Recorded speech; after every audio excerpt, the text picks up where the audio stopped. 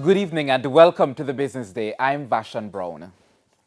Reactions this evening to the passing of renowned businessman James MossSolomon. He was 82. Tributes have been pouring in for James MossSolomon, stalwart businessman and former president of the Jamaica Chamber of Commerce. He died Tuesday morning at the University Hospital of the West Indies, the institution for which he was once chairman. We understand that Mr. MossSolomon had recently undergone surgery. Prime Minister Andrew Holness also gave tribute to the man who also served as a senior director of Grace Kennedy for some time. Mr. Holness says Mr. MossSolomon has left an unmistakable mark in the business community, and opposition leader Mark Golding described Mr. Solomon as a true patriot who put his country first. Members of the business community also reacted to Mr. MossSolomon's death. I spoke with him as recently as a week and a half ago, and he was telling me about, he's going in for the surgery. He was very upbeat about it, going in. He felt very confident about it, but he said it's something that was ailing him and he had to do it. I have very fond memories of Jimmy. The last time I spoke to him I was actually returning a call he made. He wanted to talk to me about something, and when I called him back, he couldn't remember what he wanted to talk to me about, but we spoke about other things, other national issues.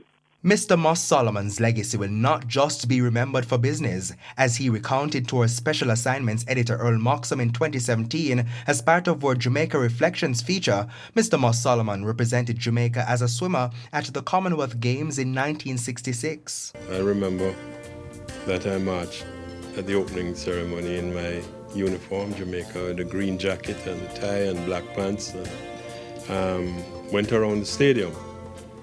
It was my first time at an opening ceremony like that, of that magnitude, and I went right around the stadium and I felt so proud. In 2012, he was bestowed with the Order of Distinction Commander Class. He was also a Justice of the Peace. Javon Keys, TVJ News.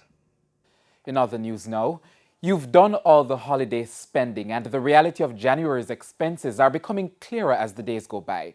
So how can you regulate your personal finances? Well, our business reporter Javon Keys explores. The new year usually brings new hope for many and anxiety for others as they take a stock of their personal finances. Some Jamaicans say they've been saving for the new year. Every little make a muckle, and we need, if it's even $1, we have to put up, because saving is the key factor. Yeah, I have to save because I have bills to pay, I have my kids to go to school and stuff. While others found it difficult to set aside money. I did have a savings, but it's run out because I have to buy stuff for them and stuff for the holiday period. I have to put on it for back to school, because now back to school is open up now.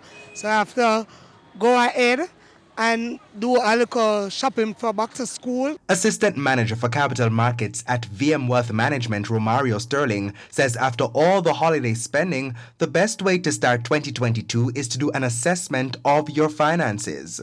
So say for instance, you wrapped up some credit card during the holiday season and expensive gifts, eating out and festive celebrations.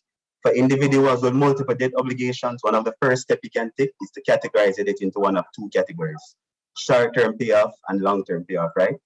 Short-term payoff basically refers to smaller balances that you can pay off within a few months. So you could set up automatic payments so you can get rid of these small obligations while accruing as little interest as possible. And for larger debts, especially if they are charged to multiple credit cards, Mr. Sterling says you could consider paying off the arrears with a personal loan. So you'll be able to consolidate your debt into one monthly payment, and you may be able to get an interest rate even lower than what you're currently paying on your credit card.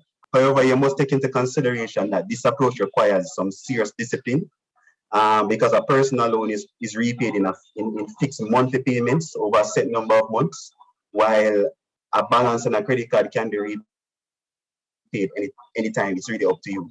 But true financial prudence will come from crafting a budget. So the rule of thumb for budgeting is that 50% of your income must go towards needs, 30% goes towards wants, which would be the discretionary spending that I just mentioned, and 20% goes towards financial goals and savings. In a case like this now, where you have basically run your savings into the ground, I would suggest that you reduce the amount going towards wants by 10% and put that towards your financial goals and savings. And while the next Christmas holiday is months away, he suggests planning now to avoid going over budget. For instance, just $2,000 per week could actually result in you saving $104,000 for the year, because there are 52 weeks in a year, right? And that would be solely for the holiday season. So having an idea as to what gives your family member and loved one from early also bodes well for planning. For the Business Day, I'm Javon Keys. After the Bank of Jamaica's first flash sale for 2022, pumping $40 million in the market, banks and cambios are selling the US dollar for an average $154.59. $121.64 is the going rate for the Canadian dollar, $209.42 for the pound, while the euro is trading at $179.55. The JC Index lost 3,923 points today, while the Junior Market Index lost 33 points.